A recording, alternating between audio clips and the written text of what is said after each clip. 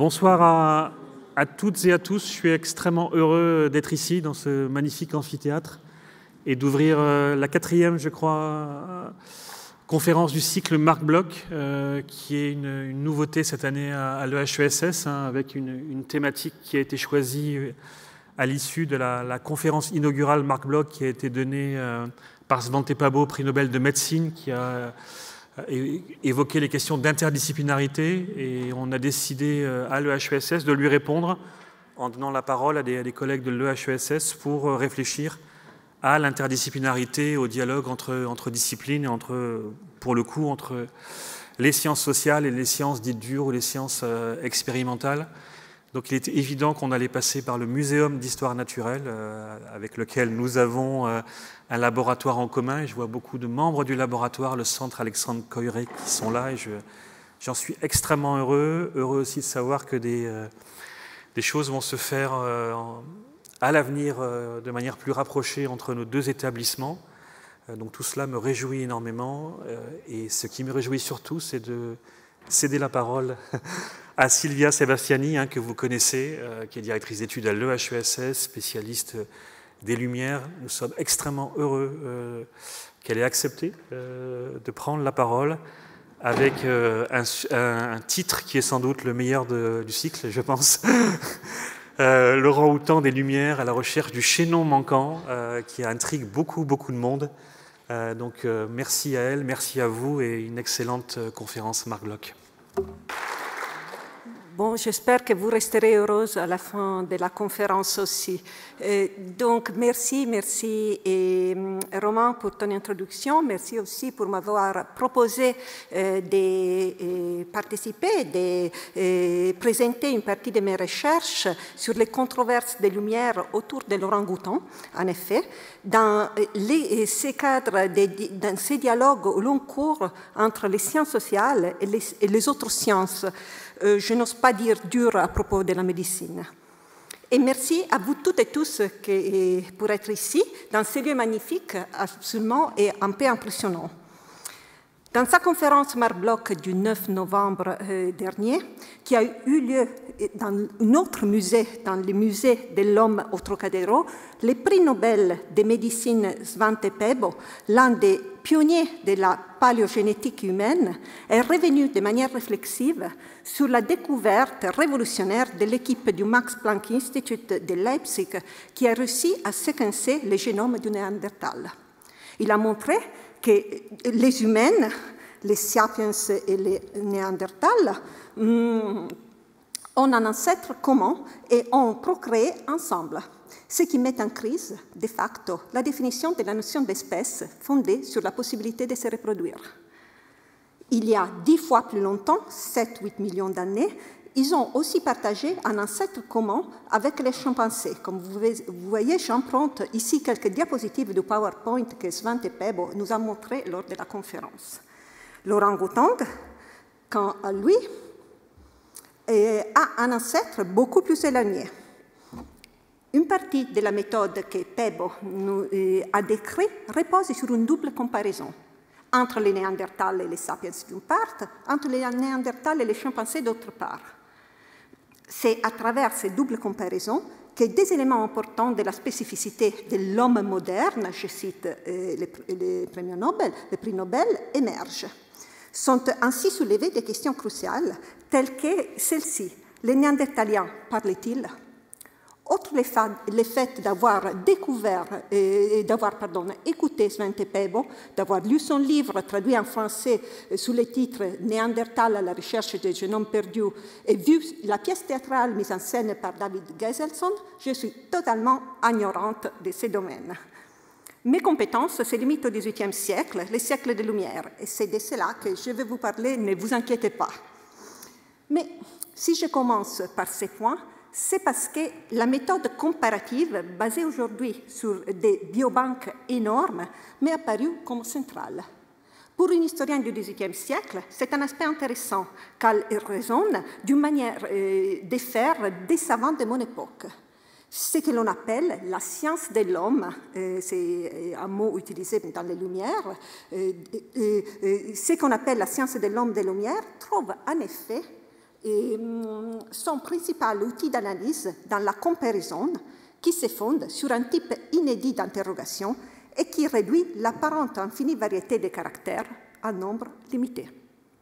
Il me fallait donc quitter le musée de l'homme pour revenir vers son ancêtre, les jardins du roi, devenu avec la Révolution le Muséum d'histoire naturelle, pour reprendre et commenter le travail d'un autre grand savant, Georges-Louis Leclerc, comte de Buffon, intendant du jardin du roi à partir de 1739.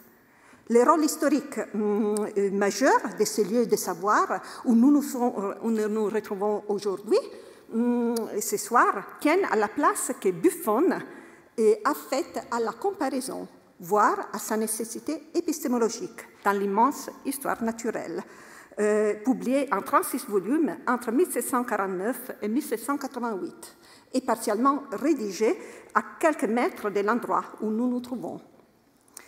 Je profite de cette excursus pour remercier les équipes de l'école et du muséum qui ont permis que cette rencontre se déroule ici, manière contemporaine de rendre hommage à une longue histoire de collaboration entre nos deux institutions, marquée par de nombreux travaux en collaboration et en commun sur Buffon. Il suffit de rappeler ici l'importance, je vois Pietro Corsi, en effet, de la création du site Buffon dans les temps antérieurs à l'essor des humanités numériques, et aussi sur l'histoire de l'institution du muséum, je vois Wolf par exemple, et sur l'histoire plus générale des modes de faire des sciences de la nature. Nous sommes donc redevables à Buffon. Dans son discours sur la nature des animaux, qui ouvre en 1753 le volume 4, Buffon invite à prendre la voie des comparaisons. Je ne cite pas la citation, sinon les choses en rouge. Ce n'est qu'en comparant que nous pouvons juger, écrit Buffon dans cette citation. Les comparatismes deviennent, avec les naturalistes français, les gestes de la méthode. De ce fait, je cite, « Ce qui est absolument incomparable est entièrement incompréhensible.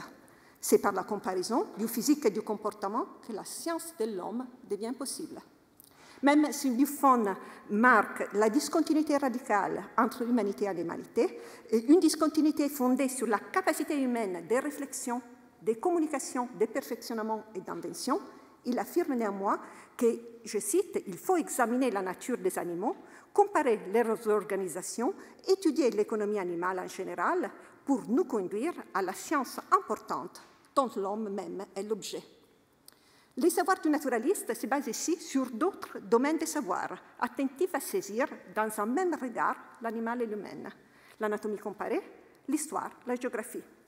Dans ce sens, il n'est pas inutile de rappeler que parler d'anthropologie au XVIIIe siècle signifie se confronter avec l'anatomie, en premier lieu parce que les termes appartiennent au vocabulaire de la médecine.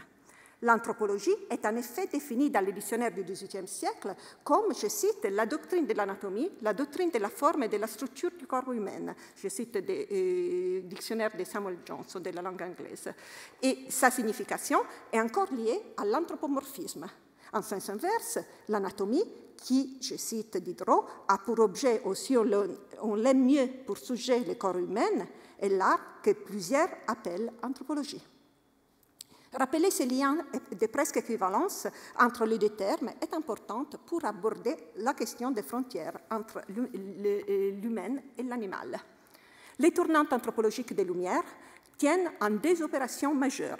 L'insertion de l'homme dans l'ordre naturel à partir de grandes entreprises de classification naturaliste, ce qui permettent de les décrire comme on le fait du cheval, du chien ou du mouton. L'être humain est étudié en tant que partie intégrante du monde naturel comme les autres animaux. Et deux, l'inscription de ces classifications dans le temps et dans l'espace, en liant la variété des peuples aux différentes étapes du progrès humain. L'humanité devient alors le produit d'une histoire. Ainsi, l'être humain est dans un même mouvement naturalisé et historicisé, placé parmi les animaux et au-dessus d'eux. Les processus d'historicisation de la nature et les processus d'historicisation de la nature conduisent à la naturalisation de l'homme. Aux côtés de Buffon, un autre naturaliste, le Suédois Carl von Linné, joue un rôle crucial dans ces tournantes anthropologiques, mais en suivant une méthode très différente qu'on pourrait définir logico-taxonomique et géographique. par contraste avec la méthode généalogique et historique de Buffon. Cela signifie que Buffon et Linné cherchent tous deux à définir l'humanité, mais qu'ils le font selon des grammaires totalement différentes. Cependant, Linné comme Buffon contribuent à une rupture majeure dans l'établissement d'une nouvelle définition, car les deux insèrent l'être humain dans l'histoire naturelle et en dehors du cadre biblique. Jusqu'alors, l'homme n'avait pas été traité et classé avec et comme le reste de la faune, mais dans un monde séparé et en dehors de l'histoire naturelle. L'homme, détrôné de sa position privilégiée, est logé au sein du règne animal et considéré comme une espèce parmi d'autres, même si l'espèce humaine s'y distingue des autres pour sa capacité de domestiquer la nature, sa propre nature et celle du monde naturel, donc les minéraux, les végétaux et les autres animaux. C'est une rupture majeure car elle conduit à porter l'attention sur le physique, ce qui permet d'étudier l'être humain en tant qu'entité naturelle. La naturalisation de l'être humain place celui-ci sur le même régime de savoir que le reste de la nature. Il est divisé donc en différentes races ou variétés comme toute la faune. Avec l'entrée de l'humain dans le règne animal, la question qui se pose immédiatement est celle des frontières. Entre l'humain et l'animal, entre l'homme et les grands singes, entre l'homme et l'homme, entre les sexes et les genres. L'arrivée des grands singes en Europe, dans cette période, c'est mon hypothèse, transforme la nature de la réflexion sur l'humain, mettant à l'épreuve les frontières de l'humanité. Ces dossiers invitent à travailler sur la base d'un ensemble de sources qui vont des traités d'histoire naturelle au registre des navires transportant ces animaux étrangers, c'était les mots utilisés, on n'utilisait pas exotique c'était pour les plantes ou pour la porcelaine, mais pas pour les animaux. Donc, transporte ces animaux étrangers dans les circuits transocéaniques et qui correspondent au siècle des Lumières, à ceux de la traite. Peut-être ce n'est pas inutile de rappeler que la période des Lumières coïncide avec l'intensification inédite de la traite qu'on a surtout dans la deuxième moitié du XVIIIe siècle. Les sources textuelles comme visuelles et matérielles permettent d'articuler une histoire sociale de la production des savoirs et une histoire intellectuelle de l'élaboration de nouveaux concepts et de leurs limites où humanité et animalité se trouvent redéfinis. L'interdisciplinarité est donc au cœur d'une recherche sur l'humain et les Lumières, car c'est à la croisée des différentes disciplines constituées et des différents domaines de savoir que cette recherche a pris forme dans cette période. L'historiographie a souligné l'importance du débat sur les grands singes au siècle des Lumières, tant du point de vue de l'anatomie et de l'histoire des sciences que du point de vue philosophique et historique. Il faudra y ajouter les droits, la philologie, la science antiquaire, l'art, parmi d'autres. En fait, si le XVIIIe siècle a été défini comme le siècle de l'orang-outan, c'est à cause de la centralité de la place que celui-ci a occupé dans un vaste ensemble de mondes sociaux qui ont tout réuni, mis les grands singes au cœur de la recomposition du monde. Le but de mon exposé est de démontrer comment l'orang-outan met à l'épreuve les frontières de l'humanité dans les controverses scientifiques des Lumières qui croisent les enjeux juridiques et économiques des sociétés esclavagistes. Mes questions centrales sont: qu'est-ce que l'orang-outan apporte à notre compréhension de la science de l'homme, des Lumières, et plus en général à la formation des sciences humaines et sociales occidentales modernes? De quelle manière ont-ils été utilisés pour conceptualiser l'humanité? Dans quelle mesure une telle conceptualisation nourrit-elle les débats contemporains sur l'humanisation et la déshumanisation des peuples? Pour répondre à ces questions, il n'est plus possible de limiter l'étude à un ensemble d'acteurs que l'histoire des sciences de l'homme, a longtemps considéré comme les seuls légitimes. Il n'est plus possible de rester dans ce qui serait l'arène savante. Car, tout au long du XVIIIe siècle, médecins et historiennes de la nature, autant que géographes, juristes, marchands ou administrateurs, cherchent à formuler les frontières entre l'homme et les grands singes.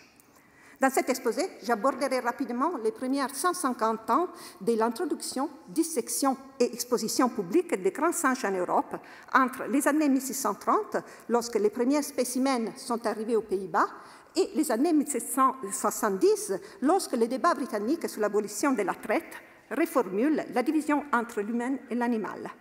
En se croisant avec les débats sur l'esclavage, la controverse sur l'orang-outan change de cible et de portée. Les grands singes deviennent alors la preuve de l'animalité de l'Africain. À partir du moment où la distinction entre l'animal et l'homme s'est réduite, les différences à l'intérieur de l'humanité s'accroissent et se cristallisent. Une hiérarchie entre les races humaines s'établit alors au sein de l'humanité. À travers l'orang-outang, mon enquête porte sur les degrés d'humanité et la construction de la race.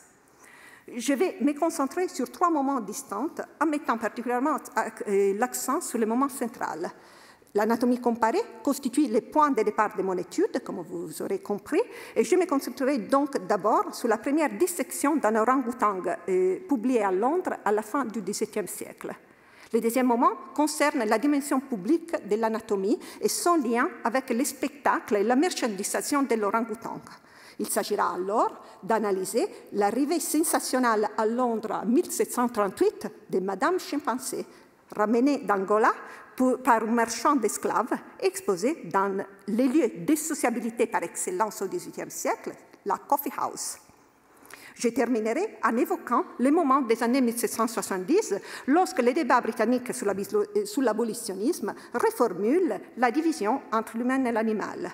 L'association entre les grands singes et les africaines, nourrie par l'imaginaire sexuel de leur possible croisement, offre de nouveaux arguments à la question la plus fondamentale de l'âge des révolutions, l'esclavage. En plaçant l'orang-outang au centre de la science de l'homme, des Lumières, je souhaite ainsi montrer l'articulation des 3 perspectives analytiques, la controverse scientifique, l'exposition publique et les débats sur l'esclavage. Donc, que signifie orang-outang au XVIIIe siècle? Les mots dont l'orthographe n'est pas stabilisée pendant la période moderne, donc c'est impossible de faire une recherche mot-clé, c'est à oublier, entre dans l'horizon des connaissances zoologiques de l'Europe dans les années 1630.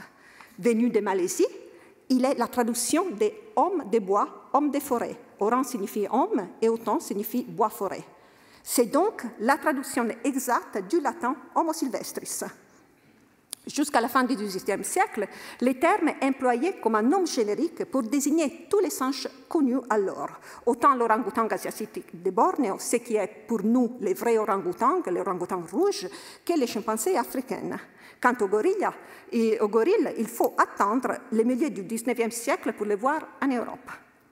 Des routes commerciales différentes permettent à l'orang-outang chimpansé d'arriver en Europe, celle des Indes orientales et celle de l'Afrique du Sud-Ouest. Cette diversité et cette amplitude géographique sont cruciales pour comprendre le débat du temps, un temps où de nombreux autres termes que vous voyez là-bas sont utilisés comme synonymes, notamment pygmée, satire indienne, pongo, joko, barris, drill, smith, quayos morus, sauvage et chimpansé. Vous voyez bien qu'il y a un mélange des termes mythiques d'un côté et des termes modernes, des langues différentes, des vocabulaires européens, asiatiques et africains. Et tout ça est crucial pour comprendre les débats des Lumières et son étendue géographique. En effet, la frontière entre l'orang-outang et l'homme sauvage émerge de l'opération qui consiste à nommer. Et elle est très instable et incertaine. Donc, je vous invite ici, d'un côté, à regarder l'ouverture du volume 14 de l'Histoire naturelle de Buffon, qui date de 1766, sur la nomenclature des singes, et les chapitres sur l'orang-outang, le pongo et le joko, pour apprécier la richesse et la variété des mots utilisés pour décrire les grands singes. Et regardez aussi l'image du joko par Jacques de Sèvres de 1765. Du reste, Buffon avait lui-même un gioco. Gioco, c'est le mot qu'il utilise en l'empruntant de la littérature des voyages. Da In Gioco devient Gioco de Andrew Battle. C'est un petit chimpanzé naturalisé qui a longtemps été exposé dans ces musées et dont l'état de fragilité actuelle n'a pas permis malheureusement qu'on les sorte de sa réserve et qu'il puisse m'accompagner dans cet exposé ce soir. Nous devrons nous contenter de ces 3 photos qui m'ont été gracieusement fournies par le muséum pour l'occasion. Comme vous voyez, non, vous ne les voyez pas sans doute, c'est une individu femelle assise avec la bouche ouverte comme si elle respirait, avec les yeux en vert, que c'est la partie ajoutée plus tard, qui semble la regarder. Et Mais elle n'est pas là, donc on l'abandonne à elle-même. Et donc, gioco s'ajoute aux autres termes synonymes. Au-delà du nom, et comme les laisse entendre tous ces synonymes, c'est sa définition qui pose problème. Au XVIIIe siècle, on ne connaît presque rien de grands singes, jamais observés dans leur environnement naturel. Les rares spécimens arrivés vivants en Europe ne sont que des rejetons arrachés à leur mère, tués pour les récupérer, et sur lesquels sont projetées toutes sortes de caractéristiques et qualités. La description des orang-outans se stabilise autour de 4 caractéristiques principales. Ce sont des quadrumanes, selon l'expression fourgée par Buffon. Ils ont un visage et des organes humains, ils marchent en position verticale, ils vivent en société. Non seulement ils utilisent des outils, construisent des abris, enterrent leurs morts, mais ils sont aussi capables d'exprimer des sentiments et des émotions. Si l'orang-outan intéresse autant les naturalistes et les philosophes des Lumières, c'est moins en lui-même que par rapport à l'être humain auquel il ressemble de manière inquiétante. Trouver les grands singes devient le mot d'ordre de l'Europe du XVIIe siècle, du XVIIe et XVIIIe siècle. Les trouver pour comprendre l'homme. C'est ainsi que l'orang-outan chimpanzé rentre dans les premiers traités de causistique médicale parmi d'autres cas cliniques. Le médecin hollandais Nicolas Tulp, rendu célèbre par la leçon d'anatomie de Rembrandt, publie ses observations medicarum en 1641.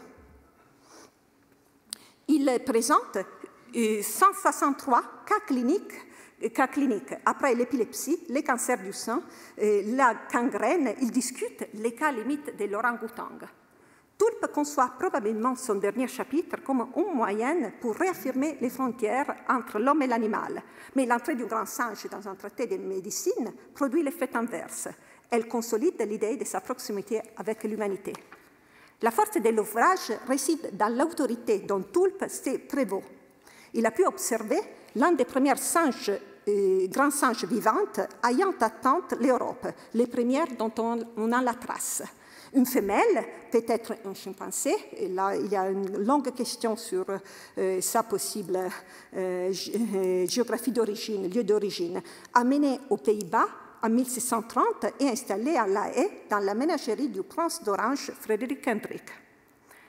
Tout en donnant un bref aperçu des caractéristiques physiques, des muscles, de la peau de l'orang-outan, ou Homo sylvestris, ou satyre indienne, comme il le nomme également, l'anatomiste prête attention à son comportement, soulignant son habitude d'utiliser des tasses pour boire, des oreillers et des couvertures pour dormir, je cite, comme les personnes les plus éduquées.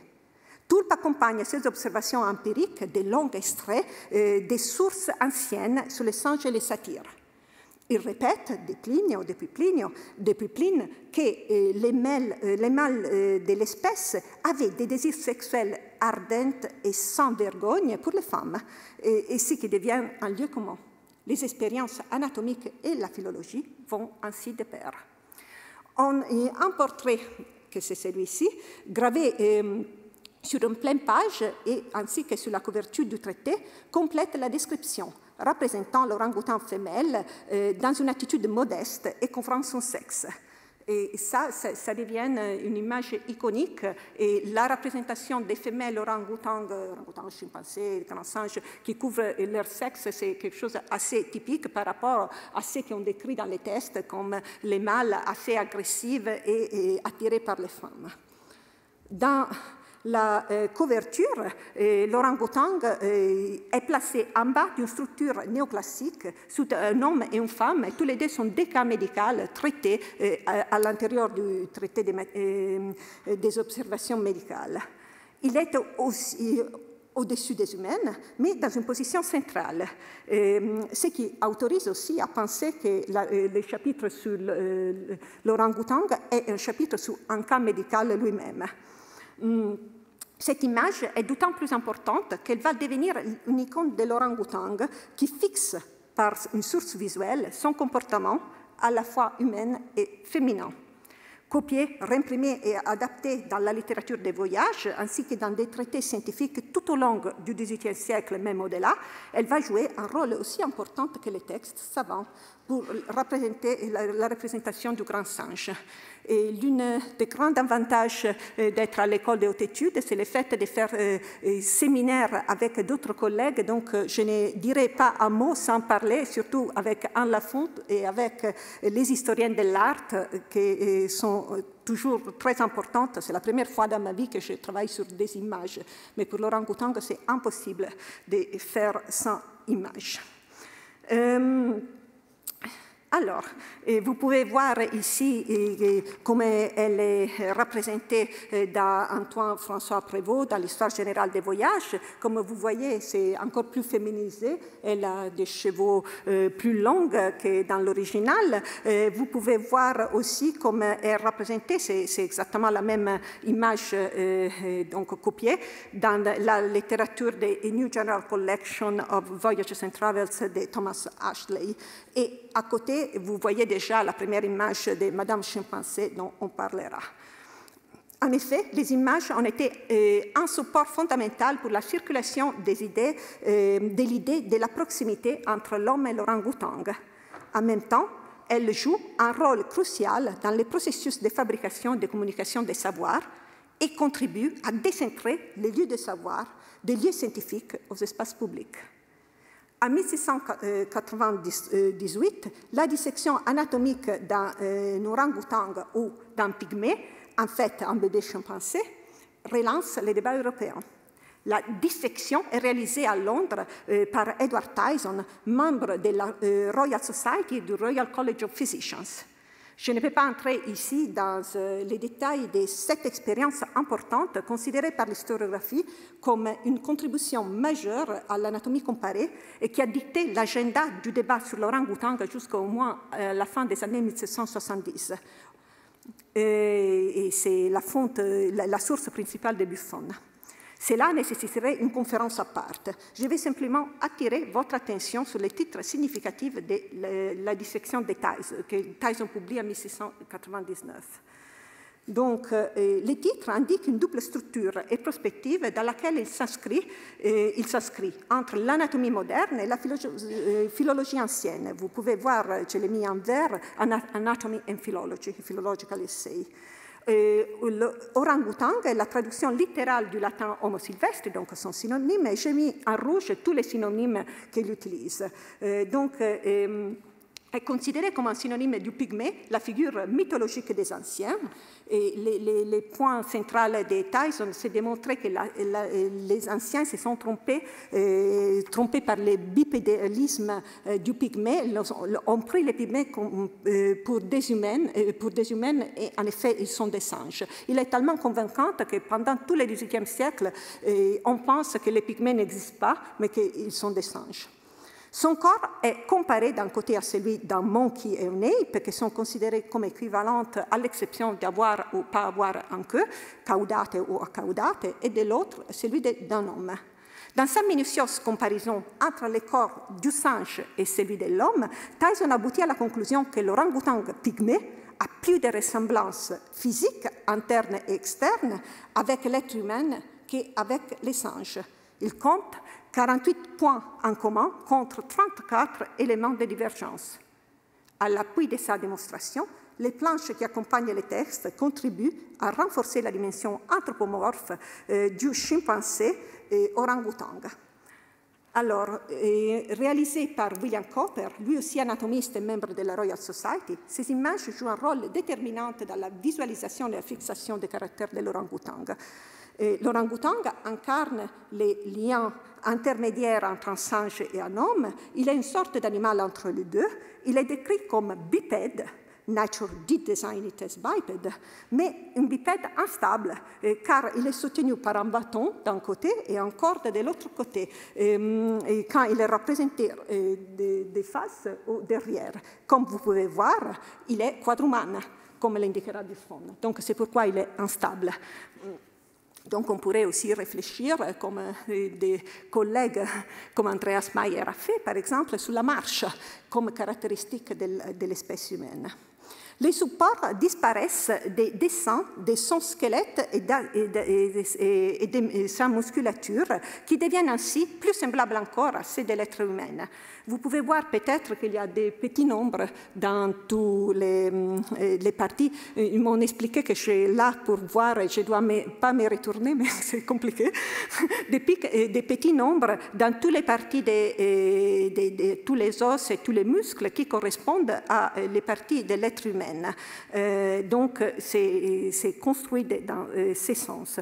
Mais vous pouvez voir aussi qu'en comparant les muscles de l'orang-outan tels que représentés par William Cowper et la représentation du corps humain de Vézal, qui est le fondateur donc, de l'anatomie au XVIe siècle, on peut apprécier la proximité des deux. On peut aussi voir que les modèles sont exactement identiques.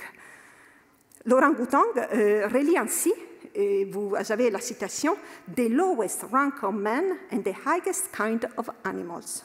Donc, les rangs plus bas des hommes et les plus hautes espèces, c'est compliqué à traduire, des animaux. Avec cette affirmation, apparemment innocente et descriptive, Tyson suggère que l'espèce humaine est divisée entre hommes de rangs différents, supérieurs et inférieurs. Et c'est ça ce qui change complètement. Parce que jusqu'à ce moment-là, l'être humain était dans un monde à part, n'était pas relié aux autres animaux, était quelque chose d'autre. Donc, il pouvait garder une certaine unité. Et à ce moment, ça devient comme tout le reste de la nature. Donc, on trouve les chaînons manquantes, et en trouvant les chaînons manquantes, le résultat, c'est élargir la définition même de l'humanité. Donc, la différence, il est plus proche un homme qui est devenu des rangs inférieurs. Et, du reste, l'analogie entre les squelettes, vous pouvez voir, n'est pas si éloignée de celle montrée par Svante Pääbo par rapport au Néandertal. Je remets ici, à côté du grand singe de Tyson, les squelettes du Néandertal ainsi que les squelettes humains qu'avait montré Svante Pääbo. Au-delà de la ressemblance corporelle, l'orang-outan est, selon l'analyse de l'anatomiste, doté d'organes de la phonation identiques à ceux des humains. Même les cerveaux, qui, contrairement à ce qu'on aurait pu attendre, il était considéré le lieu de l'âme, la partie de la rationalité, etc., étaient très, très similaires, presque identiques à celles de l'être humain. En outre, Tyson assigne au pygmée orang-outan des caractéristiques humaines et lui, il reconnaît des émotions. Il aime s'habiller. Il dort sur une couverture, il utilise un coussin, il s'exprime comme un enfant en pleurant, en battant les pieds quand il veut des choses, il utilise des tasses pour boire et il mange dans une assiette. Il aime boire, mais il est capable de tempérance. Ça, c'est assez intéressant parce que souvent, la littérature pro-esclavagiste dira que l'orang-outan est capable de tempérance, à différence des Indiennes, à différence des Africaines, qui en revanche ne le sont pas. C'est à ce stade de la comparaison que Tyson réintroduit cependant la distinction que remonte à Aristote entre l'homme rationnel et l'animal seulement sensible, permettant ainsi le retour de l'opposition entre âme et corps. Vous voyez ici la citation que je ne lis pas, mais simplement l'attention, c'est que les organes ne sont que des tuyaux et des vaisseaux qui permettent au fluide de dépasser et distinguer de tout principe supérieur. Les principes supérieurs ne sont pas la caractéristique humaine. Les corps, c'est ce qui distingue l'homme, parce qu'autrement, notre orang-outan, il le dit clairement, serait un homme. Les corps peuvent donc être dotés d'organes non fonctionnels inutiles. Munis de la voix, les orang-outans ne parlent pas, et les cerveaux ne permettent pas, selon Tyson, aux orang-outans de penser. L'analyse de Tyson inspire directement les volumes de Buffon, comme on l'a dit, qu'il va répéter aussi toutes ces questions et ces dualismes.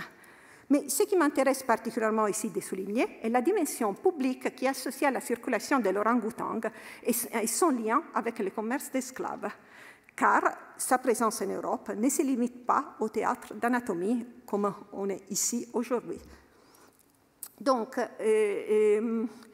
l'opération scientifique est d'emblée inscrite dans un paysage qui dépasse largement le monde savant, comme en atteste l'annonce du journal londonien Flying Post. Je ne les lis pas, mais je commente ces textes, mais vous l'avez là. Cette annonce pourrait simplement être lue comme l'entrée d'un nouveau monstre dans une société déjà pleine d'expositions de monstrosités pour les curieuses, sur lesquelles l'historiographie a beaucoup écrit. Mais ce serait passer à côté de sa véritable signification. Ce qui m'intéresse ici est triple. D'abord, l'orang-outang appelé monstre pour souligner son extraordinaire proximité avec l'homme, mot qui a la même racine de mostrare, donc montrer, démontrer ou démonere, avertir, est présenté à la fois comme un produit de consommation et de science, exposé dans une coffee house, d'abord vivant, puis empaillé et sous squelette, sous l'autorité de la Royal Society. Son squelette, par ailleurs, vous le voyez ici, est encore exposé dans la collection du Musée d'histoire naturelle à Londres. Les mots-clés sont ici, je reviens à l'arrière, curiosité et information. Ensuite, l'accent est mis sur les différents espaces de la circulation de la monstration de l'orang-outang. Et enfin, les circuits par lesquels l'orang-outang est arrivé en Angola et en Angleterre sont les circuits de l'esclavage. Vous les voyez dans la partie finale de cette citation.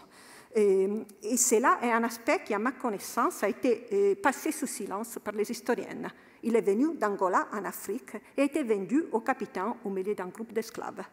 Ce qui confirme l'idée d'une connexion directe entre les commerces des singes et d'esclaves africaines. Les chimpanzés voyagent à travers les circuits de la traite, confirmant ainsi le rôle central des réseaux transatlantiques dans l'accroissement des collections européennes et des curiosités naturelles. Une historiographie récente a montré que la circulation des objets, des idées et des individus à travers les réseaux de la traite a façonné les nouveaux savoirs scientifiques des Lumières qui, à leur tour, ont influencé le développement de la traite elle-même. Cette nouvelle manière de regarder ensemble science, exposition et traite n'est plus simplement affaire des débats universitaires. Aujourd'hui, les halls d'entrée du British Museum consacrent une salle entière à cette part des origines de la muséographie scientifique occidentale. Et je ne rentre pas en détail aussi parce que j'ai eu un problème avec ma diapositive qui le montrait, mais Hans Lohn commence sa collection aussi grâce à les plantations de sucre de la Jamaïque. D'autre part, l'historiographie récente a également montré l'omniprésence des animaux dans le contexte colonial et leur centralité comme soutien économique des sociétés esclavagistes. Cette nouvelle attention aux animaux a permis de mettre en valeur les ressorts d'une économie de plantation qui repose tout à la fois sur les esclaves et les bétails. Ils vivaient et travaillaient à proximité les uns des autres, étaient assimilés à des marchandises, figuraient ensemble dans les inventaires de succession et étaient juridiquement assimilés à des biens meubles. En outre, les esclaves comme les animaux faisaient l'objet d'expériences comme des débats sur les enjeux de leur domestication, comme plusieurs exemples d'ingénierie du vivant en font aujourd'hui la preuve. Le monde des plantations, plus généralement l'essor des économies extractivistes importées par les Européens, renforce à son tour l'animalisation des esclaves, non seulement d'un point de vue métaphorique, mais aussi d'un point de vue pratique. Les nombreuses métaphores animales et les références aux bêtes brutes pour caractériser les Africains esclaves représentent, dans les colonies comme en métropole, une déclination concrète du débat qui a longtemps été considéré que d'un point de vue philosophique sur les frontières de l'humain. Toute personne travaillant sur les sociétés esclavagistes constate ces chevauchements. Dans les années 1780, l'anti-esclavagiste britannique Thomas Clarkson déclare que les termes brut et esclave, brute and slave, are synonymous. They were tamed like beasts. Ils étaient domestiqués comme bêtes. To the same end, au même but. To make them commodious instruments of labor, pour les faire des instruments de travail.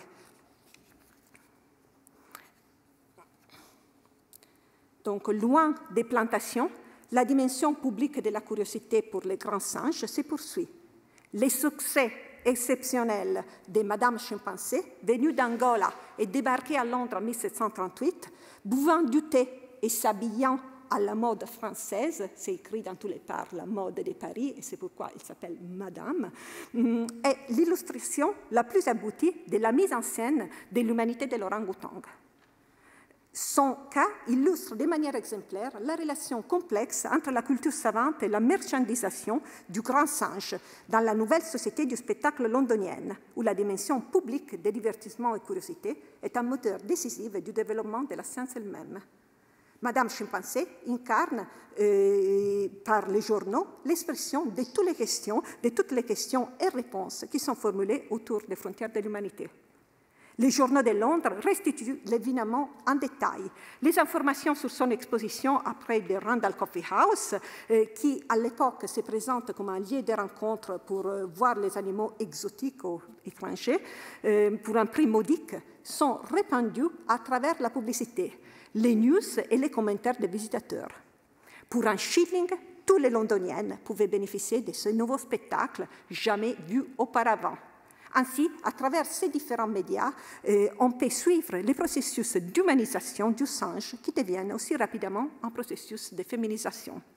Parmi beaucoup d'autres notices, tout aussi emphatiques et pompeuses, le London Post annonçait, et vous les voyez là, qui est arrivé depuis peu sur les vasos speakers. On peut voir la Coffee House Randall en face, etc. Il y a la publicité de la Coffee House aussi, l'écriture appelée par des Anglais Chimpansé ou Mockman. Les journaux adoptent immédiatement et diffusent largement le nouveau terme chimpansé introduit dans la langue anglaise comme un terme d'Angola par le capitaine Early Flower, marchand d'esclaves et capitaine de navire, propriétaire de l'animal qu'il avait transporté à Londres. L'alternative Mockman, parodie d'homme ou moquerie par l'imitation de l'homme, met en évidence la relation mimétique entre les singes et l'homme. Encore aujourd'hui, vous savez bien, singer est utilisé, et on utilise to ape en anglais, scimmiotare en italien, etc. De toute façon, l'utilisation du nouveau terme n'aide pas à diviser les grands singes africains du grand singe asiatique. Il continue à être utilisé comme synonyme également. Et il faut aussi souligner un autre point, qu'elles vivent 5 mois à Londres et chaque semaine, on a un paragraphe sur Madame Chimpansé dans tous les journaux de Londres. Donc ça fait beaucoup et heureusement avec les moyens un peu électroniques, c'est un peu plus facile de les retrouver aujourd'hui. Le London Magazine annonce l'avènement ajoutant des informations supplémentaires sur les itinéraires des chimpansés vers l'Europe. Et regardez la première ligne. A most surprising creature is both over in the speaker, just arrived from Carolina, that was taken in a wood of Guinea.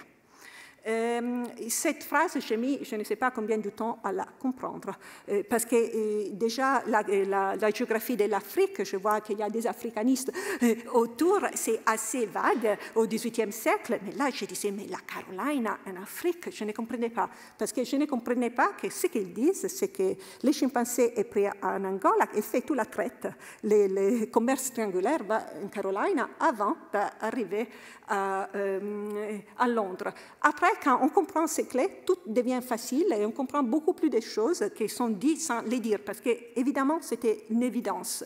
On a les mêmes problèmes avec plein d'oiseaux. Ils ne savent pas s'ils arrivent d'Amérique ou arrivent d'Afrique, exactement parce qu'ils arrivent à travers le même circuit. Donc, tout comme les pygmées de Tyson, cette nouvelle curiosité est introduite en soulignant qu'elle, et vous voyez les chi tout le temps, est arrivée à bord du navire esclavagiste Speaker. Capturée en Afrique, elle est parvenue à Londres via la Caroline du Sud, suivant la route bien établie du commerce triangulaire. Regardez la trajectoire du 4e voyage de Henry Flower sur le navire Speaker dans le website lesvoyages.org. Je dis toujours aux étudiants que c'est l'un des outils les plus utiles pour chercher à comprendre, parce qu'on peut utiliser mots-clés du bateau, on peut utiliser le nom du capitaine, on peut utiliser le nom du propriétaire, etc. D'autres sources confirment cet aspect. tels que les récits des voyages et les journaux de bord, rédigés par des chirurgiens ou des marchands impliqués dans les trafics d'êtres humains. Et on comprend là qu'il y a plusieurs expériences. On cherche plusieurs fois de prendre un orang-outan vivant, orang-outan chimpancé dans ce cas, vivant, mais c'est très difficile qu'il arrive vivant, exactement aussi parce qu'on peut prendre que les petits en tuant la mère et on ne sait absolument rien de comment traiter un orang-outan chimpancé et en plus il fait ses voyages de la traite. La seconde partie de la vie, comme vous pouvez voir, enregistre que les chimpancés marchent naturellement debout, upright naturally, mangent et boivent comme les humains, est habillé de soie et manifeste un grand mécontentement quand on soulève son vêtement pour vérifier le sexe, signe évident d'un sens inné de sa pudeur. Dans ces cas également, les images jouent un rôle central dans le processus d'humanisation du singe. La gravure réalisée par Gérard Scottin II, d'après les dessins de Hubert François Gravelot, deux des principaux représentants du style rococo en plein essor à l'époque, est significative de ce processus d'humanisation par médiatisation. Les portraits faits d'après nature montrent que la chimpancée est devenue une célébrité. Évidemment, pour attirer des célébrités comme Scottin et Gravelot, déjà, il faut être célébrité, mais de l'autre côté, ils sont célèbres et donc ils peuvent y aller à la coffee house. La gravure de Scottin est enrichie de façon significative dans le décor rococo, le mouvement artistique qui fait de la frontière entre naturel et artificiel le corps même de son esthétique, selon l'analyse fine de Katie Scott. L'image se déploie sur les fonds, vous pouvez peut-être les voir. Les chimpancés n'est pas montré dans la coffee house, mais dans son environnement supposé d'origine, ce qui accentue les contrastes entre un personnage devenu poli après et grâce à son arrivée dans la métropole londonienne et son milieu naturel. On pourrait même lire l'arrière-plan de gauche à droite comme une allégorie des étapes du processus d'humanisation des chimpancés. Vous les voyez là, tout à gauche, à l'origine rampante sur un palmier, puis en famille en s'appuyant sur une canne pour maintenir une position debout, comme on a vu dans les autres orang-outans, chimpancés décrits, pour arriver enfin à la posture du premier plan. Vous pouvez voir que le bâton est à terre, là, c'est vraiment à côté de son pied droit, je ne sais pas, gauche peut-être, de son pied gauche. Elle est totalement bipède, utilise sa main pour tenir une tasse de thé, symbole par excellence des meilleurs produits de luxe importés de la Chine, ça c'est pour toi Sébastien, et destinés à la consommation des élites. En effet, la consommation de thé émergeant sur les marchés britanniques après l'ouverture du commerce des cantons avec la Chine de manière régulière par la Compagnie anglaise des Indes orientales en 1717, était encore une nouveauté dans les années 1730, et c'était le privilège des aristocrates. On peut dire qu'à la fin du XVIIIe siècle, le thé devient déjà un produit commun, mais ce n'est pas le cas dans les années 30. Pour une comparaison, jeter un œil sur les frontispices du volume collectif édité par Maxim Berg et Elizabeth Eger, Luxury in the 18th Century, qui reproduit les tableaux de l'artiste anglais Richard Collins de Tea Party. Et vous pouvez voir très clairement que la tasse est exactement la même. C'est la tasse de porcelaine arrivant de Chine. Et ici, vous pouvez voir aussi, dans l'autre painting de Richard Collins, j'ai mis la main de Madame Chimpancé avec sa tasse, et aussi la façon de garder la tasse, exactement la même. En effet, Madame Chimpancé figure ainsi, ce qu'elle fait, c'est la domestication du monde grâce à sa civilisation rendue possible par l'Empire. Un autre élément de contraste est suggéré dans la présence, vous le voyez là, de l'arrière-plan de la gravure, d'un Africain représenté dans l'acte de chasser les chimpancés. Manière de souligner la violence de ces types de sauvages par opposition à l'élégance et la délicatesse de l'animal au centre du portrait. On aurait pu s'attendre que Madame Chimpancé était habillée de soie, comme elle était toujours décrite dans la presse, mais ce qui prévaut ici, c'est les gestes de l'anatomiste. Son corps nu répond à l'exigence d'une description précise des dessins anatomiques. L'image connaît un succès des publics incroyable et soudain à Londres. En 2 semaines, les libraires de Londres et Westminster annoncent l'épuisement des copies disponibles. Dans les journaux, on lit arrêtez d'envahir les bookshops parce qu'on a terminé les gravures. Le texte au bas de l'image, comme vous voyez, il y a un texte manuscrit au bas de l'image, est une dédicace à Sir Hans Sloane, qui avait succédé à Newton en 1727 en tant que président de la Royal Society, ce qui témoigne de l'intention d'obtenir le patronage de l'institution scientifique la plus importante de l'époque. On répète ici les éléments salients de son origine. Vous pouvez revoir... ah non, vous ne voyez rien parce que c'est là. Maintenant, vous pouvez voir. Encore, on répète Capitaine Harry Flowers, la ship speaker, qui vient d'Angola, etc., qui marche debout, qui boit du thé, qui mange et qui dort de façon humaine, et qui a une capacité de compréhension et great affability. Et en plus, il ajoute aussi que les mâles de l'espèce forcent les femmes et osent attaquer un homme armé comme sa mère. Et il explique que sa mère a été tuée là pour la prendre. Le président Sloane se rend au coffee house pour observer les chimpanzés, un aspect qui montre la multiplication des étapes de la science, y compris dans les lieux non institutionnels, où Sloane reste intermédiaire. Et Sloane est aussi l'intermédiaire de tous les animaux exotiques à Londres, par exemple. C'est lui qui les fait vendre, qui a tout son réseau. Et il s'est dit extrêmement satisfait et déclare que la chimpansé est la, je cite, créature la plus proche de l'espèce humaine. Très rapidement, l'image est continuellement republiée. Et vous pouvez voir, par exemple, dans 2 lieux érudits, comme les Novacta Eruditorum de Leibniz, et encore dans des travelogues, comme on a déjà vu avant in Arsley, mais Prévost, etc.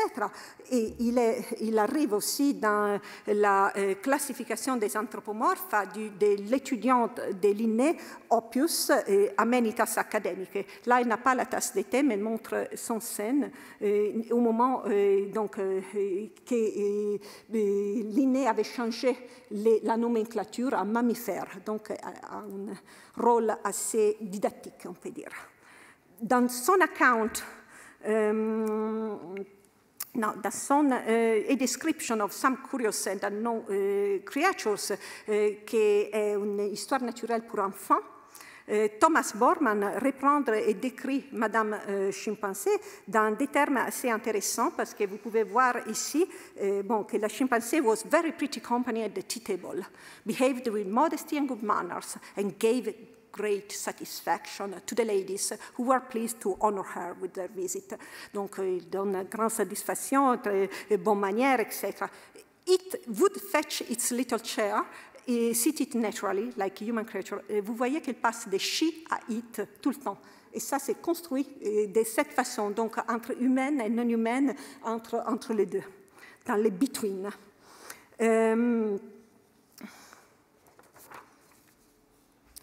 J'attire dans une seconde, là je serai hyper rapide, mais la question des grands singes qui boitaient a une histoire très longue qui arrive aux années 2000, presque. Et là, vous pouvez voir les 2 orang-outans de Darwin, totalement habillés avec d'autres tasses venues. Vous pouvez voir dans Richards Park les moments des Tea Party. Les Tea Party arrivent jusqu'à absolument 2002. Et vous pouvez voir aussi la publicité de la PG Tips, du thé anglais qui commence à la fin des années 50 et les PG Tips deviennent les premiers thés aussi grâce à ça. Il y a sur YouTube toute une quantité possible et impossible de démonstrations. Mais revenons au XVIIIe siècle. Durant son séjour dans la capitale britannique, la chimpansé réalise une impressionnante ascension sociale qui la conduit, en suivant les désirs de plusieurs personnes de qualité, de son premier coffee house à bon marché à un autre beaucoup plus élitiste, les White Perruque à Charing Cross. The lady African Lady, Mademoiselle Chimpansé, comme elle commence à l'appeler, il dispose, et je cite, d'un appartement séparé pour les dames et s'habille de manière toujours plus élégante selon la dernière mode de Paris. Donc, dans l'anglais d'origine, c'est « now entirely dressed after the newest fashion » à la mode de Paris. C'est à partir de ce moment que les chimpansés deviennent, dans la presse, madame ou mademoiselle, ou même African Lady, mademoiselle. Les journaux rendent compte, en outre, d'une croissance, vous la voyez là, des 10 pouces qui aurait correspondu à une croissance intellectuelle de ses capacités et compréhension humaine. La fabuleuse carrière de Madame Chimpansé, minutamment fabriquée et rapportée par les journaux britanniques, s'interrompt brutalement avec sa mort inattendue en février 1739, 5 mois après son arrivée triomphale à Londres. Le London Daily Post souligne la grave perte économique que cette mort constitue pour les propriétaires, mais il fait un peu plus. L'Universal Spectator capture la scène et vous devez noter la dimension performatrice de la scène. It is said that she seemed to be very sensible that she was die.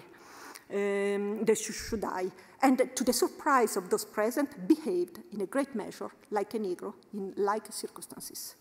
The owner's loss by her death is very considerable, as she was a kind of an estate to him. Bon, vous voyez comme la sympathie de Madame Chimpansé peut se transformer dans quelque chose d'assez plus violent et assez plus problématique par rapport à la définition de l'humain et de l'humanité. Mais ce que vous voyez aussi, c'est qu'elle est encore plus utile pour posséder un chimpansé que posséder un esclave. Et vous pouvez aussi voir qu'elle est comme un estate. D'un point de vue économique et pour la perte.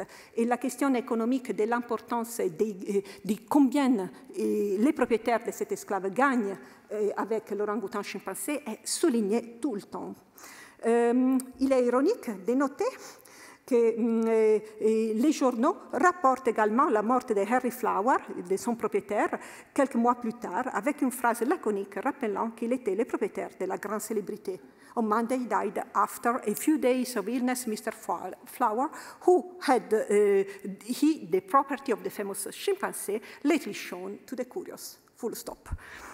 Et en revanche, les journaux fournissent une grande quantité de détails sur la préparation des funérailles de la célèbre chimpansée dans le respect du rite angolais, considéré comme particulièrement sophistiqué, tout en continuant à faire la publicité pour l'exposition de son corps embaumé au white perruque en compagnie d'un corps, lui aussi embaumé, d'un chimpansé mâle. L'autopsie dont elle a fait l'objet est réalisée rien moins que par Hans Lone lui-même et aux côtés du chirurgien de la famille royale, John Ramby.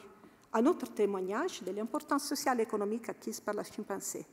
La cause de la mort est attribuée à l'addiction au thé, retrouvée en quantité extravagante dans son corps et cause de jaunisse. Ce qui importe, au-delà d'un rapport médical appelé à faire sourire les lecteurs d'aujourd'hui, c'est que les autorités scientifiques, relayées par la presse, concordent sur le fait que la chimpansée était parfaitement humaine. Le cas de Madame Chimpansé a des conséquences significatives et pas si amusantes qu'il faut souligner pour saisir le débat des Lumières sur les frontières de l'humanité. La célébrité qu'elle a acquise dans les coffee house a familiarisé auprès d'un large public britannique et européen l'image de grands singes sensibles et éduqués, naturellement dotés des sentiments d'émotion et de compassion. D'une part, l'addiction de la chimpansée au thé et aux robes en soie, à la mode française, à un moment de crise des manufactures britanniques, est un avertissement contre l'émasculation de la nouvelle société de la consommation, symbolisée par les coffee houses et caractérisée par la féminité. Madame Chimpansé, vendue et achetée parmi les Africaines mises en esclavage et propriété d'un marchand d'esclaves, est représentée comme une dame polie participant à la pratique sociale de la consommation de thé. Une société qui pouvait se permettre le luxe d'être polie seulement sur le dos d'un commerce brutal. D'autre part, l'insistance des médecins sur la modestie, la pudeur, la chasteté contribue à la naturalisation et à l'universalisation de ces caractéristiques en tant que féminines. Cela devient ainsi un modèle prescriptif pour les femmes européennes des classes moyennes du XVIIIe siècle, un aspect déjà souligné par Londa Schebinger. Dans la réalité coloniale de l'époque, la conséquence de telles constructions se traduit par une hiérarchisation des femmes à travers le globe. C'est précisément la délicatesse et l'élégance des femmes européennes qui les distinguent des autres femmes construites parallèlement et à travers d'autres circuits d'information comme étant immodestes, impudiques, insensibles, c'est-à-dire, dans les termes du XVIIIe siècle, sauvages et dégénérées. Principalement les femmes africaines, considérées comme moins fragiles physiquement et donc plus aptes aux travaux les plus durs. Si j'ai tant insisté sur l'humanisation du chimpanzé, c'est précisément parce que je pense que cela joue un rôle central dans la déshumanisation de l'Africaine réduite en esclavage. L'association entre les esclaves et les grands singes s'intensifie de manière vertigineuse en Grande-Bretagne dans le contexte de la campagne abolitionniste des années 1770-80. En effet, les planteurs anglais Edward Long, l'un des voix les plus virulentes en faveur de l'esclavage au XVIIIe siècle, ne manquent pas l'occasion d'opposer les bonnes manières de table des orang-outans à la grossièreté des Africains dans son importante History of Jamaica, publiée en 1774. Son objectif étant de souligner l'animalité des Africaines par opposition à la civilité des grands singes. They, Negroes, use neither tablecloth, knives, forks, plates, nor tranches, and generally squat down upon the bare earth to repast. Donc, à différence des grands singes, ils mangent par terre, ils n'utilisent pas les fourchettes, ils n'utilisent pas des tasses, ils sont beaucoup moins raffinés. La History of Jamaica de Long doit être replacée dans les contextes juridiques et politiques du cas Somerset, qui date de 1772, qui étendent aux esclaves les principes de l'habeas corpus, un droit accordé aux Britanniques uniquement jusqu'alors. La sentence affirme qu'un esclave ne pouvait pas être envoyé en Jamaïque ou en colonie contre sa volonté. Et Long proteste vigoureusement contre la décision de Somerset et multiplie des textes et des notes contre les nouveaux droits. Il parlera de just us plutôt que justice. Vous pouvez voir là, dans les trials de Farmer Dog, just-us. Ça, c'est une justice pour des ânes. C'est totalement la fin de la justice. Et il continuera à écrire aussi pendant la Révolution française contre les Français, surtout, et contre les droits de l'homme de façon assez claire. Donc, comment on peut résoudre la question, comment on peut faire pour un planteur pro-esclavagiste qui se trouve que les droits qu'elle avait défendus jusqu'alors ne les défend plus, en naturalisant les différences entre les êtres humains. Donc, ce que Long cherche à faire, c'est de trouver une autre cause, qui est une cause physique, pour distinguer et pour dire que les Africains doivent rester esclaves parce qu'ils ne sont pas humains, ou pas complètement humains. Vous savez tous bien que ce n'est jamais vrai, même dans les nazistes, dans les moments pires, au moment de la mise à mort, tout le monde savait que les nazistes savaient que les Juifs étaient des êtres humains, comme les esclavagistes savaient que les Africains étaient des êtres humains. Mais toute la rhétorique est pour dire le contraire. Donc, c'est cette rhétorique qui est votée en soi-même à l'échec, parce qu'évidemment, on ne peut pas résister.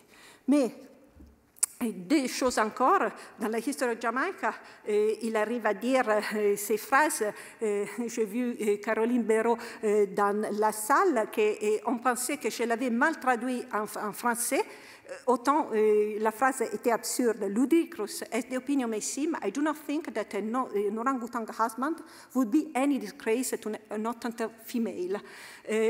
Donc, j'ai parlé, c'est très clair que l'Hottentot ici, qui représente la partie inférieure africaine en ce moment ici pour Long, après il changera toute la nomenclature, etc.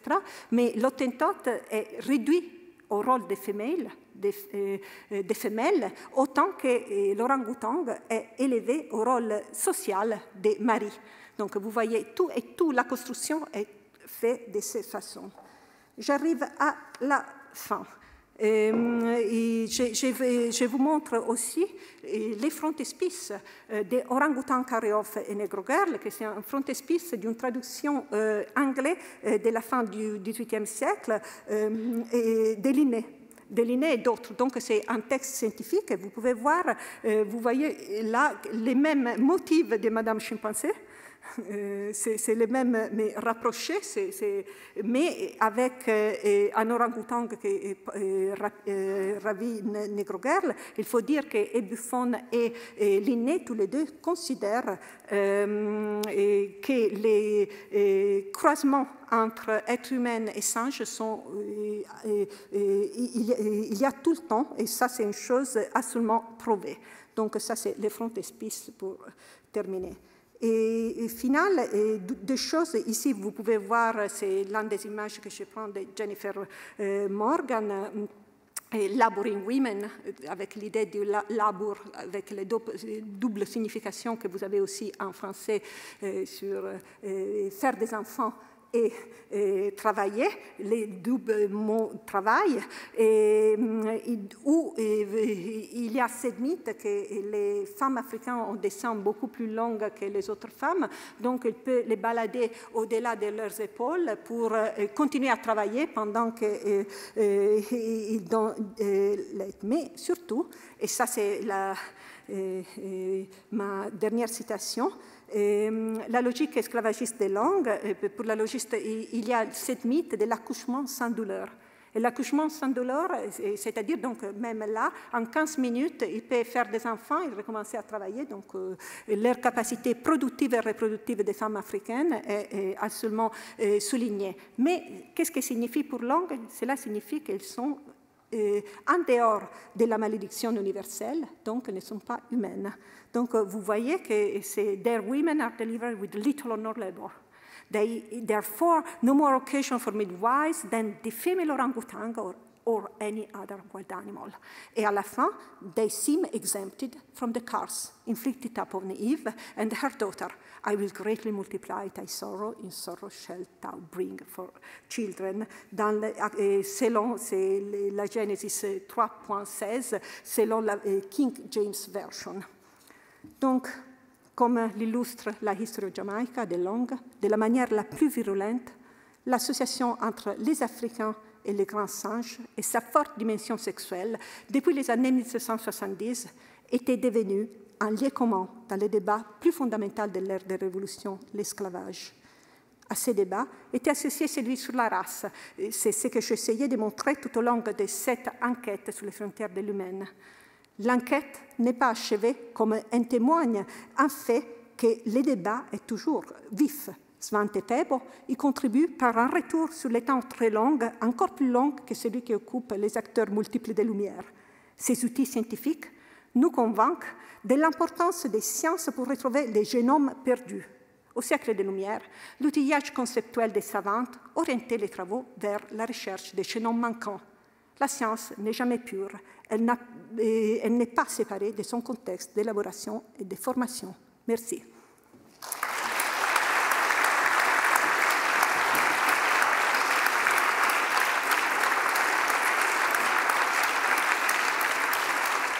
Merci beaucoup, Sylvia. Juste une toute petite question. Qu'est-ce qui s'est passé avec les singes, avec les orang-outans, après qu'ils étaient morts? Qu'est-ce qu'on a fait? Alors, est-ce qu'on les a enterrés? Est-ce qu'il y a des cimetières? Est-ce qu'il y a le droit des cimetières, d'enterrement, etc.?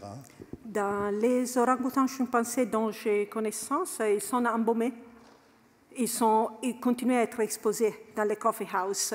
Et l'orang-outan chimpancé de Tyson et Madame Chimpanzé, dans les deux cas, on a assez de preuves parce qu'ils restent pendant des années. Et c'est celui de Buffon qu'on a vu, le Gioco de Buffon, c'est la même chose. Ils achètent la peau en Angleterre, à Londres. C'est un chimpanzé qui a circulé, et c'était souvent le cas dans les foires, entre plusieurs endroits, plusieurs ménageries. Donc, il avait circulé à la foire à Paris, après elle arrive à Londres, elle meurt, et donc il reprend et le fait embaumer et naturaliser ici à Paris au moment. Donc, dans les journaux, très souvent, c'est écrit que c'est bien mieux d'avoir un orang-outan embaumé que vivant, parce qu'il il ne bouge plus. Donc, c'est beaucoup plus facile de l'observer bien. Et donc, la publicité continue, et elle continue à être exposée, etc. Dans le cas de Madame Chimpansé, elle commencera à être exposée avec son frère, c'est-à-dire un autre orang-outan chimpansé pris par le même Henry Flower, donc le capitaine du navire qui l'amène, mais qui n'arrive pas vivant, qui meurt pendant son voyage, et donc ils sont exposés tous les deux. Et donc c'est recomposé même la couple nucléaire de la nouvelle famille nucléaire du XVIIIe siècle. Ma question, est-ce qu'il y a eu, puisque vous nous avez dit que les mâles et les femelles chimpanzés étaient très attirés, y a-t-il eu des expériences de procréation avec des germes humains, mâles ou femelles, et des germes de chimpanzés, mâles ou femelles? Bon, merci pour la question. En effet, malheureusement, oui. Il y a des expériences aussi. Il y a d'un côté, il y a des expériences philosophiques, on peut dire, et il y a des expériences réelles, peut-être réelles. Les philosophiques, il suffit de penser à Jean-Jacques Rousseau, qui pensait que l'orang-outan pouvait être partie de l'espèce humaine, faire partie de l'espèce humaine, et il dit, pour l'éprouver vraiment, il faudrait faire copuler un orang-outan avec un être humain. Mais le problème, c'est, dit Rousseau, que si on n'est pas sûr, on ne peut pas faire cette expérience. Pour faire cette expérience, il faudrait être sûr, donc l'ambiguïté reste, il dit, on ne peut pas arriver jusqu'à là. Mais il y a d'autres qui sont moins philosophiques et qui ne se posent pas de problèmes. Ici, j'ai mis la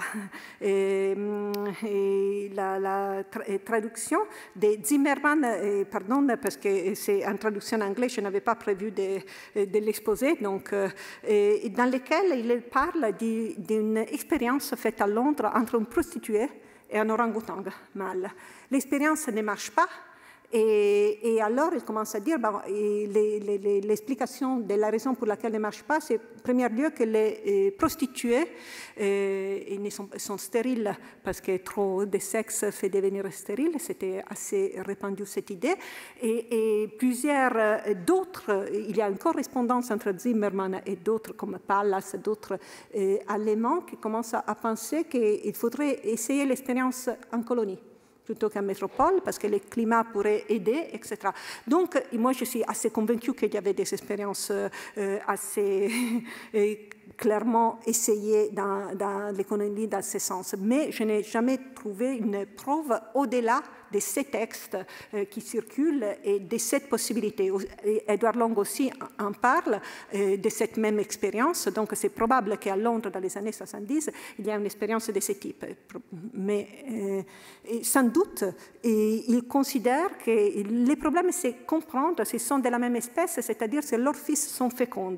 Le fait qu'ils font des fils, la grande partie de la science, y compris Buffon et Linné, sont assez convaincus que c'est une chose assez courante, et toute la littérature des voyages en parle. Merci beaucoup, Sylvia. J'étais très touchée par ces différentes hiérarchies de description. Il y avait un dispositif où on parlait de l'arrachement. Et dans ce dispositif, si je me souviens bien, on avait une lecture vis-à-vis de la naturalisation de certaines qualités dites féminines de l'humain. Et je trouvais ça très complexe parce qu'on a d'abord une figure totalement invisibilisée qui serait la personne qui aurait eu envie d'avoir ce jeune chimpanzé. Le negro, qui est celui qui tire donc qui est acteur de la violence. Et c'est ces deux niveaux en fait, de violence, ce double violence invisibilisée qui, par exemple, donne naissance à l'idée que la femme serait naturellement attirée par un amour maternel jusqu'au point d'être violente contre quelqu'un beaucoup plus puissant que lui, enfin qu'elle, pardon. Et donc je voulais savoir, vis-à-vis de toutes ces différentes hiérarchies de violence invisibilisées, s'il y avait quelque chose à dire. Et puis la deuxième question, est-ce qu'il y a un fin de la période des Lumières pour le chimpanzé ou l'orang-outan? Je pensais au ballet de Joko de 1825, qui, pour l'histoire de la danse, est charnière entre les danses dites de la période des Lumières et le romantisme. Et je voulais savoir, est-ce qu'il y a un moment où cet animal sort et est libéré de l'âge lumière? Merci. Merci Elisabeth pour ces questions. D'un côté, alors c'est compliqué à dire au sens où, oui, je pense que tu as tout à fait raison à souligner ces multiples niveaux dans lesquels on peut lire ces sources, parce que la première chose qu'on a, surtout avec les journaux, c'est le divertissement. C'est la question de la curiosité, c'est la question d'une chose légère. Parce que c'est drôle de lire qu'elle est morte d'overdose de thé. C'est drôle de dire, bon, on a un éléphant qui est mort de cirrhose hépatique parce qu'il donne à boire la bière tout le temps. Mais ça fait sourire pour nous, pour dire quand ils sont... C'est un peu absurde, cet emblème de la femme, des bonnes manières, etc. Mais de l'autre côté, il y a beaucoup d'autres niveaux sur lesquels on reste assez sidéré, et aussi avec la facilité, la performance des moments dans lesquels elle meurt. Et le parallèle avec la femme africaine qui meurt est assez parlante dans ce sens. Mais là aussi, quand on regarde cette image, on pourrait voir vraiment, il ne semble pas si agressif l'orang-outan. Dans l'image, il a des grands yeux, il est plutôt... on ne sait pas jusqu'à quel point la femme africaine est consciente ou pas, ou non, on ne sait pas. Il y a la famille des chimpansés derrière, qui est le même sujet de Madame Chimpansé. Donc, les doutes restent ouverts. Tu sais peut-être que l'un des pères fondateurs d'État patrie d'origine, Thomas Jefferson, et parle aussi du fait qu'il est normal que les orang-outans mâles sont attirés par les femmes, parce que l'homme, la partie masculine, est toujours attiré pour progresser. Donc, il y a toute une série de dérivations de ce type assez importantes. Et après, par rapport moi, tous les singes que j'ai trouvés sont ou anatomisés, ou dans des coffee houses, et non plus dans les bateaux. Je voudrais bien savoir où ils voyagent, mais je ne sais pas. Je voudrais aussi savoir s'ils ont une assurance, par exemple, qui coûte une fortune, mais je n'arrive pas à les savoir. Aussi parce que toutes ces bases de données, c'est ce qui est tout à fait normal. On a beaucoup d'indications sur les êtres humains, mais sur les animaux, beaucoup moins. Mais je pense que c'est quelque chose à réfléchir et à penser. Comme je pense qu'aujourd'hui, on ne peut plus faire une histoire sans les animaux sur plein de sujets, et sans doute quand on parle de la question de l'esclavage, c'est très très difficile parce qu'ils sont partout, les animaux. Et donc, je n'ai pas trouvé les miennes. Madame Chimpansé, je n'ai jamais trouvé si elle danse. Je suis désolée. Et il y a une expérience avec des enfants pour montrer la maternité naturelle du chimpansé. Donc, ils mettent un petit enfant là, ils regardent comment elle réagit. Et évidemment, elle est naturellement mère naturelle.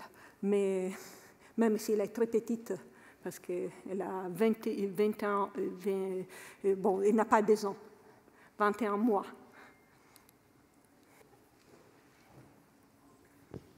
Bonsoir, merci pour votre conférence. Je suis étudiant en fait au musée de l'homme, c'est le même master.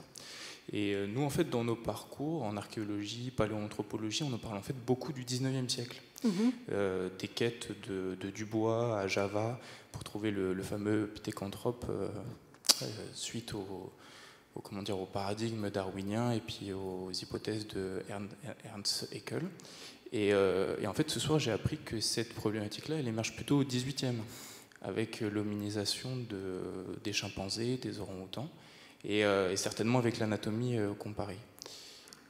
Pour vous, quel est le lien justement entre ce XVIIIe siècle des Lumières et puis justement ce qui va arriver au XIXe après Darwin et justement la quête concrète archéologique de ce chaînon manquant que les gens désiraient trouver?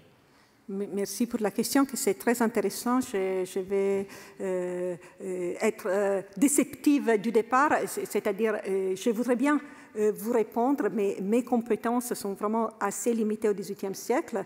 Et c'est l'une des questions, je me suis posé la question dans les livres que je suis en train d'écrire, où m'arrêter. Au départ, à vrai dire, je pensais, parce que j'avais trouvé dans les travaux précédents que je faisais, les références à l'orang-outan partout dans les années 70 en lien avec les débats sur l'esclavage. Et donc, je pensais d'arriver jusqu'à Darwin, donc jusqu'au moment évolutionniste, etc., parce que dans cette époque, il y a éventuellement une vision qui commence à être transformiste, on a une vision qu'il y a un progrès humain, mais l'espèce est considérée fixe. Donc, dans la grande partie des cas au moins. Donc, je voulais arriver jusqu'au moment que les choses bougent beaucoup plus. Mais enfin, je fais l'inverse. Je suis arrivée en tirant les fils au XVIIe siècle, parce que je commençais à me demander pourquoi, à ce moment-là, ces débats étaient devenus si importants. Donc, finalement, je n'ai pas pu répondre à vos questions, mais je pense que ce serait vraiment très intéressant encore. Et les terminat quem est très difficile à décider quand s'arrêter quand. C'est plus facile de décider quand on commence, parce que c'est aux premières arrivées de l'orang-outan, ça fait du sens de tout point de vue. C'est très difficile de faire l'autre point pour dire quand c'est le moment du changement. Moi, je pense que pour ce qui me concerne, au moins dans les livres que j'écris en ce moment, ce sera plus ou moins les années 80.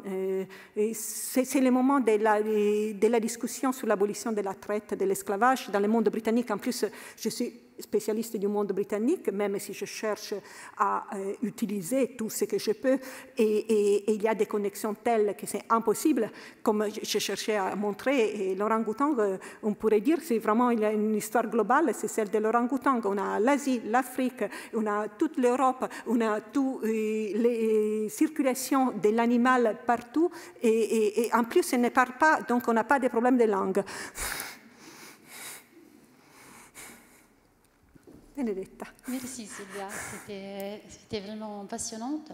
Moi, je voulais te demander à propos de la question des sociétés des grands singes. Si c'est une question qui se pose, parce que j'imagine que là, on étudie surtout ces spécimens qui sont déracinés de leur contexte d'origine, mais dans les images que tu as montrées, il y a souvent ces topos aussi de la famille, du groupe quand même. Alors je me demandais s'il y a de questionnement de la question de la sociabilité des singes. Merci de la question, oui. Et les singes sont considérés sociaux et sociables, absolument. Et en effet, et ça déjà Rousseau par exemple, ils sont déjà à un degré de société plus avancé par rapport à d'autres, à l'homme des natures et solitaires. Et la question, c'est qu'ils n'ont pas une langue développée, donc ça c'est une limite, si on veut, à la société. Rousseau s'est demandé, est-ce que vient la société avant le langage ou vient le langage avant la société? Lord Monboddo, que comme tu sais, je l'explique aux autres, mon héros juge de la Court of Sessions d'Édimbourg, il considère que la société vient bien avant le langage, parce que le langage est l'invention la plus importante de l'être humain, elle n'arrive pas avant. Donc, les enfants sauvages, par exemple, trouvés dans les bois européens, seraient un degré inférieur des grands singes qui vivent en société. Donc, l'une des choses qui attire l'attention de toute l'Europe et de tous les voyageurs, c'est le fait qu'ils construisent des abris et ils utilisent des instruments. par exemple. Ils ne sont pas capables de faire le feu eux-mêmes, mais ils sont capables de l'animer si le feu existe déjà là. Et donc, il y a plein de questions sur la société possible des grands singes, et les grands singes aussi comme un modèle pour comprendre la société des sauvages humaines. Et ces superpositions, c'est toujours assez évident.